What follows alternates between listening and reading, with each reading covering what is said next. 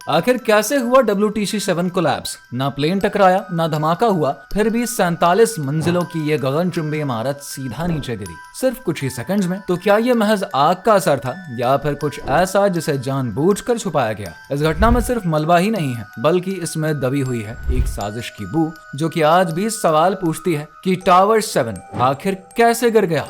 11 सितंबर साल 2001 का वो काला दिन, जब न्यूयॉर्क का वर्ल्ड ट्रेड सेंटर आतंकवादियों के निशाने पर था। सुबह सुबह 2 विमान ट्विन टावर से टकराए और कुछ ही घंटों में दोनों गगनचुंबी इमारतें धूल में मिल गई। दुनिया शॉक में थी, साथ ही धुआं, मलबा और चीखें चारों तरफ गूंज रही थी। लेकिन इस हंगामे के बीच एक तीसरी इमारत की कहानी दब गई। वो थी WTC बिल्डिंग 7, जो कि बिना किसी विमान के टक्कर के उसी दिन शाम 5:20 पर अपनी ही जगह पर ढह गई। हालांकि WTC बिल्डिंग 7 कोई साधारण इमारत नहीं है। यह 47 मंजिला गगनचुंबी इमारत थी, जिसमें CIA, डिपार्टमेंट ऑफ डिफेंस और न्यूयॉर्क के इमरजेंसी मैनेजमेंट ऑफिस जैसे जरूरी ऑफिसेस थे। वहीं उस सुबह जब ट्विन टावर्स कोलैप्स हो गया, उनका मलबा बिल्डिंग 7 की साउथ वॉल से टकराया। इस टक्कर से इमारत को भारी नुकसान हुआ और कई मंजिलों पर आग भड़क उठी। वो आग इतनी भीषण थी कि 7 घंटे तक जलती ही रही। लेकिन चौंकाने वाली बात तो ये थी कि इमारत का स्प्रिंकलर सिस्टम काम ही नहीं कर रहा था, क्योंकि शहर की पानी की लाइन पहले ही टूट चुकी थी। फिर अचानक से पूरी इमारत कुछ ही सेकंड्स में नीचे आ गिरी,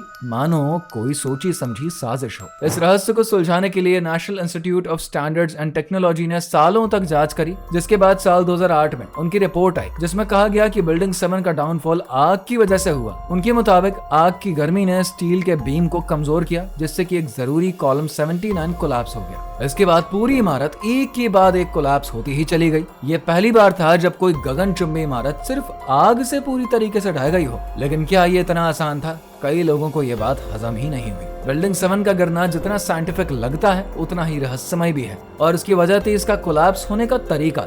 इमारत 6.5 सेकंड में बिल्कुल सीधी और सिस्टमेटिक तरीके से गिरी, जैसे कि किसी के कंट्रोल में होता है। Architects and engineers for 9/11 truth जैसे ग्रुप्स ने NIST की रिपोर्ट को चैलेंज किया। उनका दावा था कि आग अकेले ऐसे डाउनफॉल नहीं कर सकती। कुछ लोगों ने तो ये भी कहा कि बिल्डिंग 7 में सेंसिटिव डॉक्यूमेंट्स थे, जिन्हें की खत्म करने के लिए इसको जानबूझकर गिराया गया। और फिर वो BBC की गलती ने आग में घी डाल दी। जब पत्रकार जेन स्टैनली ने गलती से बिल्डिंग 7 के ढहने की खबर तब दी जब वो उनके पीछे अभी खड़ी थी। BBC ने ह्यूमन एरर बताया, लेकिन साजिश की थ्योरीज ने इसको सनसनी बना दिया। NIST ने साफ कहा कि ना तो विस्फोटक थे, ना ही थर्माइट का इस्तेमाल हुआ। लेकिन यूनिवर्सिटी ऑफ अलास्का फेयरबैंक्स के प्रोफेसर जे लॉरी हल्सी ने 2019 में एक स्टडी में दावा किया कि बिल्डिंग 7 का डाउनफॉल आग से नहीं बल्कि कंट्रोल्ड डिमोलिशन जैसा था। हालांकि ये स्टडी कंट्रोवर्शियल रही और ज्यादातर इंजीनियर्स ने इसको खारिज कर दिया। फिर भी सवाल बरकरार है कि क्या बिल्डिंग 7 का सच वाकई में सामने आ चुका है या फिर अभी भी कुछ छिपा हुआ है? क्या आपको लगता है कि इसके पीछे कोई गहरी साजिश है? नीचे कमेंट करके राय जरूर दीजिए।